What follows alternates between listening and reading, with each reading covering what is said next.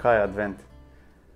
V bistvu je advent ena močna priprava na prihod, na Božji prihod. In v tem času, zadnjega leta, 2 let, smo z družino in jaz osebno šli skozi nekaj preizkušenj.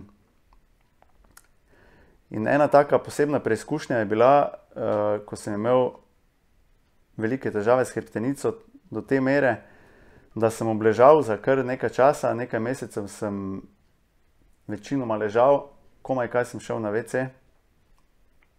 In to je bil poseben čas, ne samo zame osebno, za celo našo družino in predvsem za naju z Bogom. Eno od pomembnih vprašanj v tem času je bilo glede moje vere in zaupanja. Takrat, ko gre vse gladko, je precej enostavno. Ko pa se zalomi, ko ne gre po naših planih, ko je pod vprašanjem naša prihodnost, ne vem, kako je z vami, pri meni je tako. Takrat se začnem spraševati, kako velika je moja vera oziroma kako je majhna in v kaj polagam svoje upe, na čem gradim.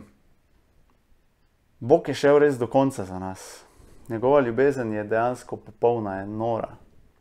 To je težko dojemljivo. In jaz sem se spraševal, kako daleč sem jaz pripravljen iti za njega.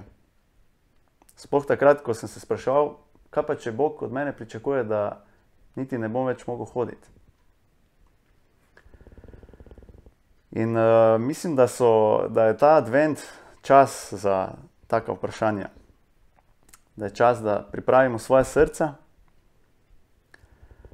To ni čas, da si dodatno navlako navlečemo, ampak je čas pravzaprav nekega sezonskega čiščenja. In da povabimo Jezusa v naše srce, ampak ne samo tam, kjer lepo pripravimo, ampak tudi v tisti gnoj, v štalo.